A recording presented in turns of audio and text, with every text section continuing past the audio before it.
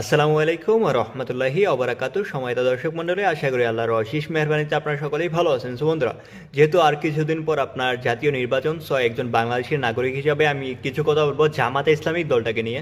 আসলে বর্তমান সময়ে জামাতে ইসলামিক সংগঠনটাকে নিয়ে কিন্তু অনেক বেশি মতবিরোধ রয়েছে এবং অনেক মানুষই কিন্তু না জেনে কিন্তু এই দলটাকে কিন্তু সাপোর্ট করে যাচ্ছেন শুধুমাত্র ধর্মের কারণে, যে ইসলাম ধর্ম আর জামাতে ইসলামী এই নামটার ভিতরে একটা ইসলামের একটা ভাইব পাওয়া যায়। সো এই কারণে কিন্তু এই দলটাকে আমরা সবাই সাপোর্ট করে যাচ্ছি এবং না জেনে শুনে। এই জামাত ইসলামী দলটা কিন্তু 1941 সালে কিন্তু পাকিস্তানের স্বীকৃতি পায় এবং পূর্ব পাকিস্তানে কিন্তু আসলে বাংলাদেশেও কিন্তু ছোটখাটো একটা দল কিন্তু তাদের ছিল, আর ওইটাই কিন্তু রাজাকার হিসাবে কিন্তু কাজ করে এবং স্বাধীনতার বিপক্ষে কিন্তু কাজ করে। আমাদের মুক্তিযোদ্ধা, আমাদের তরুণ মুক্তিযোদ্ধাদের কিন্তু তারা ধরিয়ে দিত এবং কি আমাদের ঘরের মা বোনদের কিন্তু তারা নোট করে রাখতো হানাদার বাহিনীদের হাতে তুলে দেওয়ার জন্য দাসী হিসাবে। পাকিস্তানের যে সংগঠন রাজনৈতিক জামাতে ইসলামিক দল, সো এটাকে কেন আমরা আবারও সাপোর্ট করবো এবং আবারও ক্ষমতা দিতে চাচ্ছি? যে দলটা কিনা আসলে আমাদের বাংলাদেশের ভালোই চাইতো না, যে দলটা কিনা আসলে চাইতোই না যে বাংলাদেশ স্বাধীন হোক, সো এই দলটাকে কেন আমরা সাপোর্ট করব?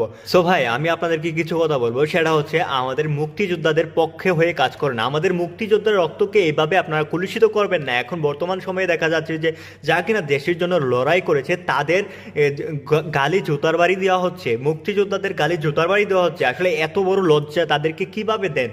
যাদের কারণে আমরা বাংলা ভাষাকে এত সুন্দরভাবে বলতে পারতেছি, আমাদের বাচ্চাদেরকে শেখাতে পারছি, তাদেরকে আমরা এত বেশি লজ্জা দিচ্ছি যে তারা এখন বর্তমানে আসলে নিরুপায় হয়ে গেছে যে কাদের জন্য এই দেশটাকে স্বাধীন করলাম। আমাদের দেশটাকে স্বাধীন করার একটা মূল শক্তি ছিল কিন্তু ভারত, মানে ইন্ডিয়া। ইন্ডিয়ার কারণেই কিন্তু আমাদের এই বাংলাদেশটা কিন্তু আজকে বাংলাদেশ হয়ে উঠেছে। সো আমি আপনাদেরকে বলবো যে ইন্ডিয়ার বিপক্ষে আপনারা কাজ করবেন না, কারণ পাকিস্তানিরা চায় যে বাংলাদেশকে কাজে লাগিয়ে যেন ইন্ডিয়াকে আপনার প্রতিহত করতে পারে। সো আমি বলবো যে পাকিস্তান কখনোই বাংলাদেশের ভালো চাইতো না এবং ভবিষ্যতেও চাইবো না। তাদের রক্তই হারামি, তারা কখনোই বাংলাদেশের ভালো চায় না। তারা পৃথিবীর শত্রু। আমি মনে করি যে ইসরায়েলের পরে যদি কোনো দেশ হয়ে থাকে যে খারাপ, তারা হচ্ছে পাকিস্তান। পাকিস্তানের মানুষের মাথায় এতই আপনার খারাপ যে তারা আসলে তাদের মেয়েদের প্রতি পর্যন্ত খারাপ নজর দিয়ে থাকে। কারণ আমরা জানি, আমরা পাকিস্তানিদের সাথে থেকেছি, তাই কিছুটা হলেও তাদের সম্পর্কে আমাদের ধারণা আছে। সর্বশেষে এই কথাই বলবো যে শেখ মুজিবের স্বাধীন বাংলাদেশ কখনোই আর পাকিস্তান হবে না। মাওলানার ভাসানীর